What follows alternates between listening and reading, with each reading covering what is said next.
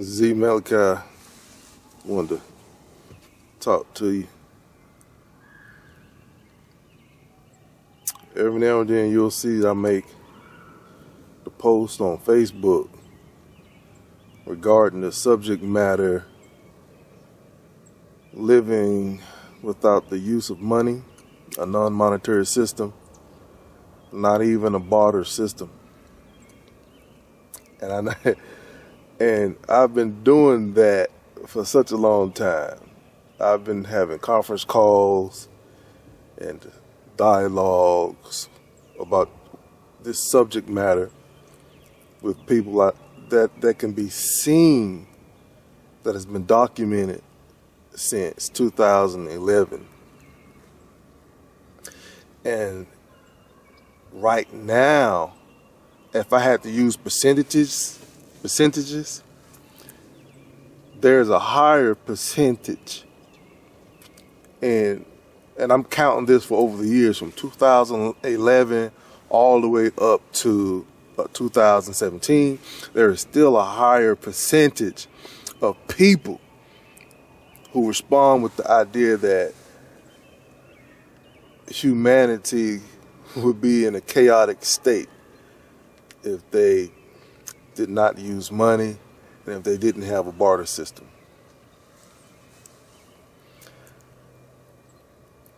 It's understandable when you look at, the kind of lives that we live since we've been born. For millennia now, the generations have all been subjected to a monetary system. Not only that, but the history that they present has so many contradictions regarding how we conducted ourselves. Anthropologists like to talk about how the ancient people used a barter system, but not quite a barter system. Is their way of stating that we weren't trading things of value anyway. These scientists will go amongst these black people, these indigenous tribal people, and refer to them as savages and state that they didn't understand economics. You can, if you read as much as I've read, you can see that they have this desire, this tenacity or inclination to push these people towards their concept of what it means to be socially organized. They use the word civilization. Civilization is because of them. They say, well, now you're civilized. You now have religion. You now have a greater sense of economics and the use of money. How to enslave folks and run prisons and all that kind of stuff.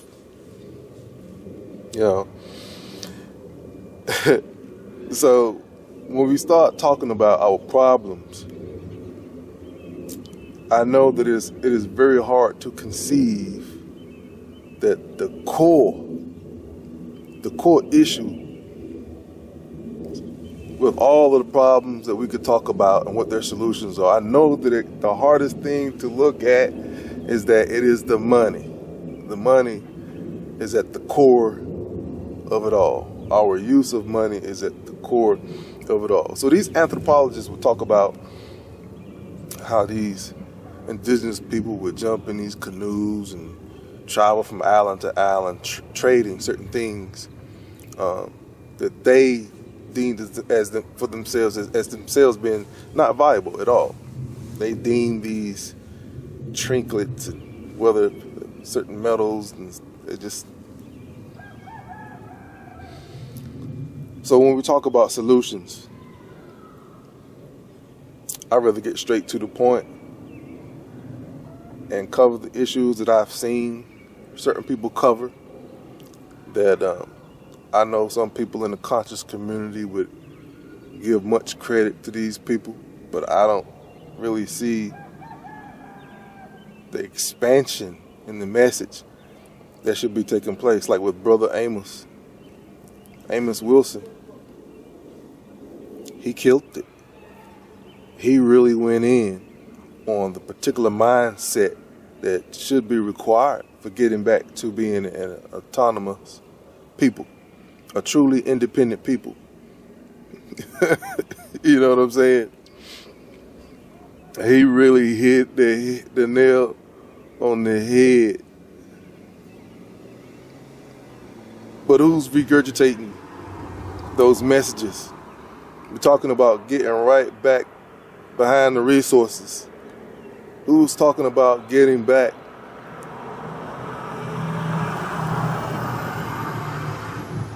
behind the resources to the point where we wouldn't have to purchase anything from anyone? Because we now see what has happened when a group of people, as their history tries to tell us, come amongst us and say, you guys are barbarians and you need structure. You know, we're going to help you set up a system. But first, we have to remove you from your access to the resources that you already have access to, because you don't know what you're doing.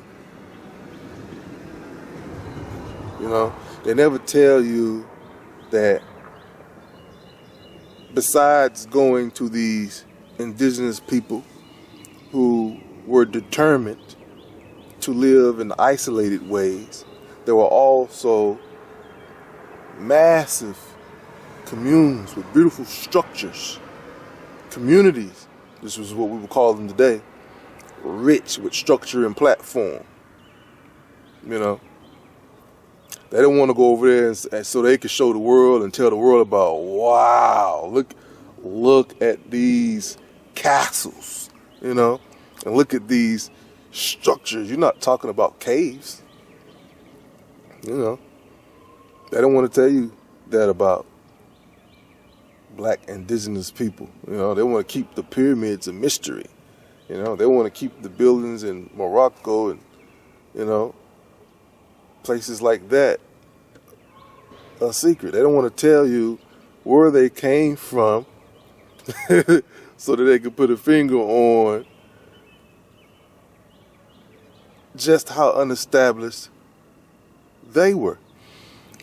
And why would they be feeling unestablished? We now begin to talk about how the rejects of the European society began trying to make a name for themselves, because not all Caucasians were living in the mountains. So let's stop playing games with that part of the history. We know history has so many lies in it that it's pathetic. You know, Caucasians have a rich structure and a rich environment, and it is lost in history. So before you start asking me, how can I produce that information? Is it on the internet somewhere? What research do you have to do?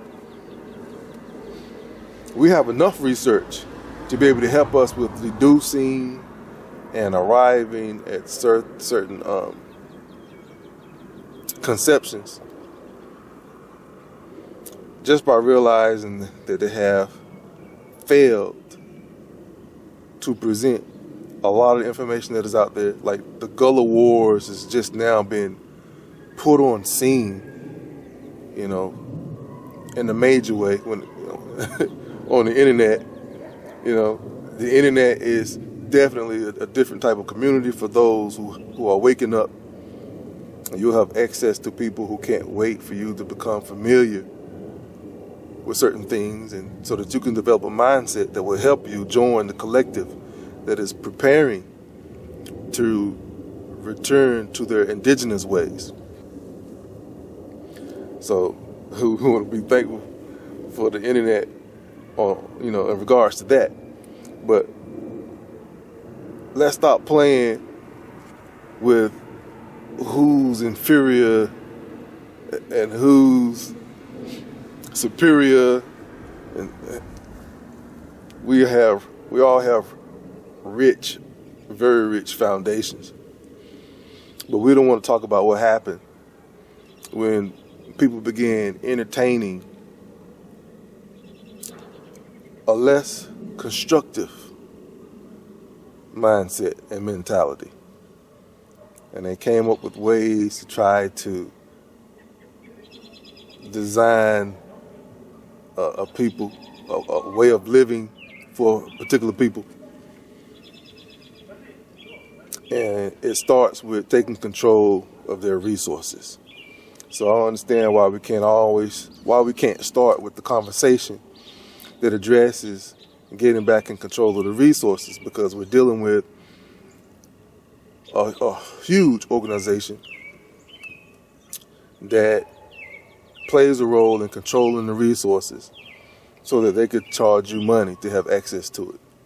So one of the ways to to get back from that situation is to get back in control of the resources.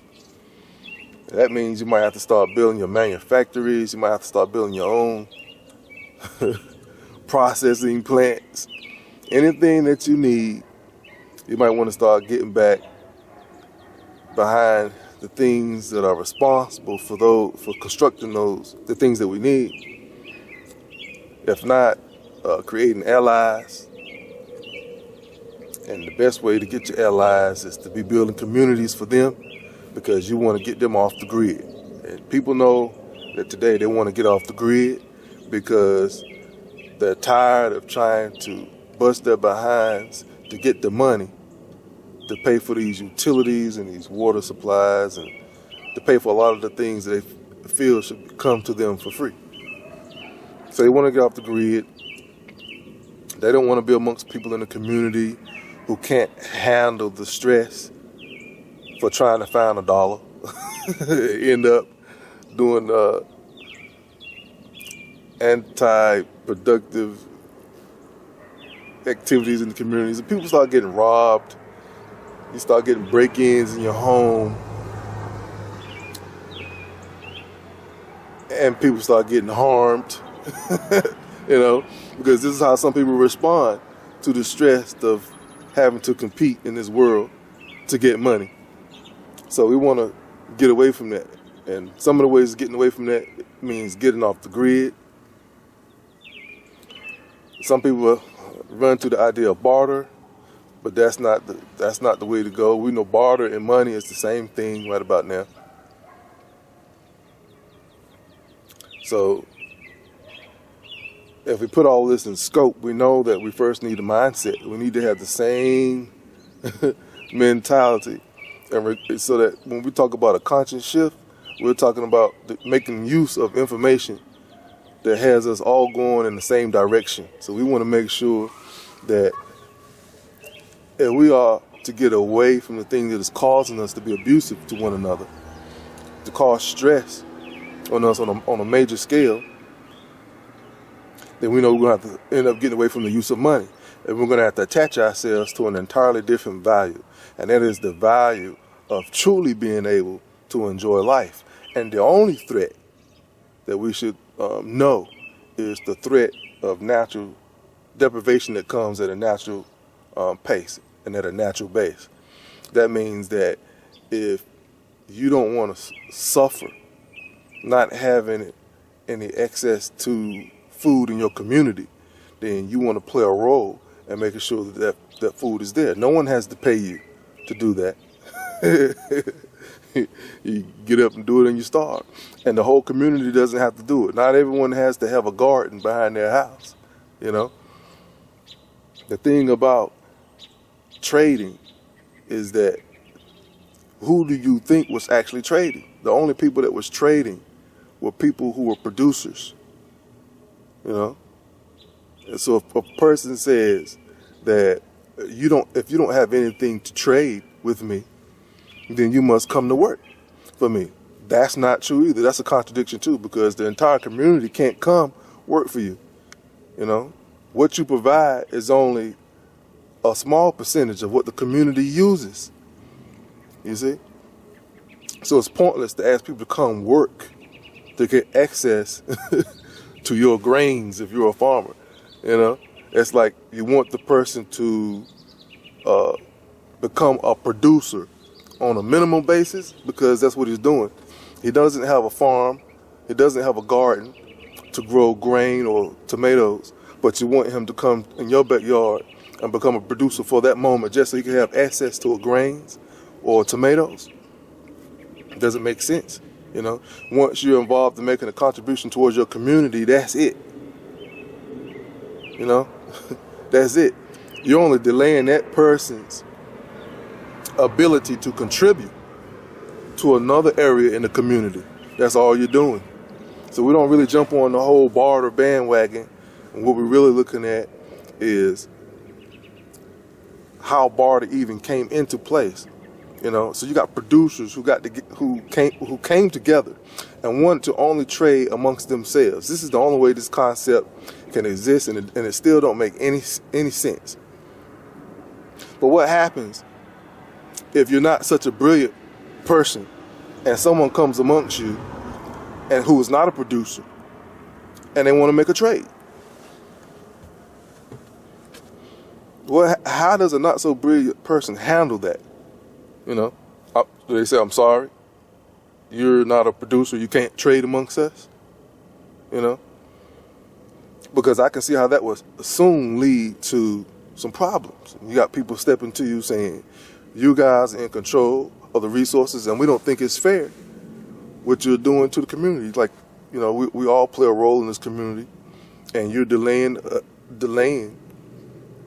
our ability to add quality to the community when you withhold our access to certain resources. So now, you know, you might have a civil war on your hands. So how do they rectify that? They come up with money, which they want to call a medium of trade today. So they come up with money to make you feel like you actually have something to trade amongst the producers. You really don't, you know, it's just another way to sucker you into being an outsider. But we got used to it so far, and we're still using money, you know, and we don't realize that we never needed it, you know, and we were never the type of people, or never should have had to be the kind of people who had to settle for this kind of concept and this kind of treatment. You know, the reason you can't abandon people like that in your life is because they have control of the resources. So the goal is simple. You got to get back behind the resources.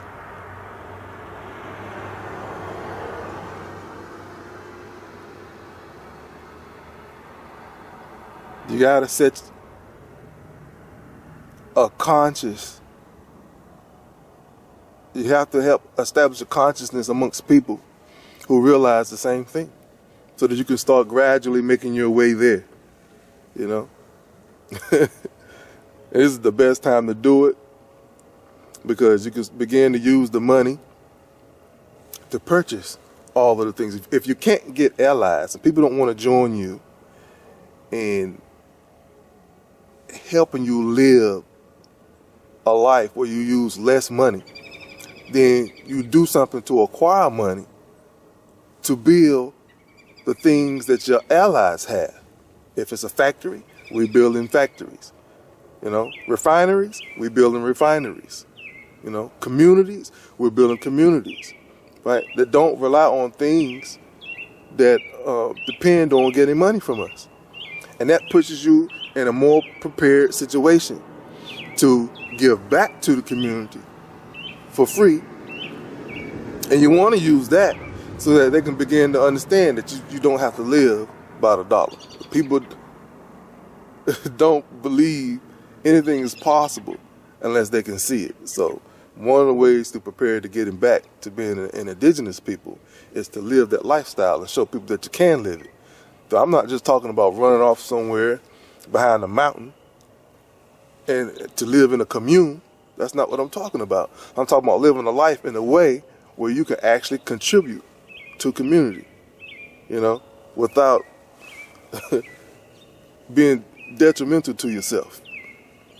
You want to maintain your health, you want to maintain your comfort and your security. And we have to use money to do that until we have a greater mindset amongst us as a collective.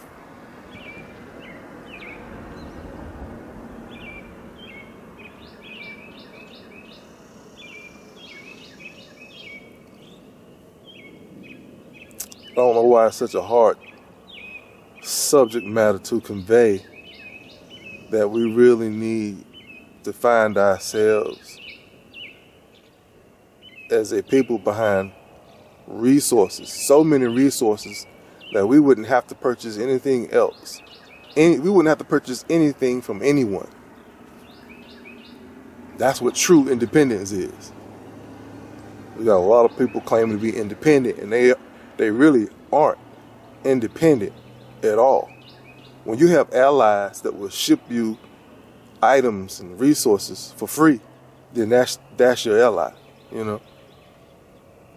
When you're dealing with the people who have structure set up where they have no one else to answer to but themselves, and they begin to invest in your autonomy, then together they're going to grow as autonomous people. If we are talking about reestablishing that way of living, I think, somebody is wasting somebody's time.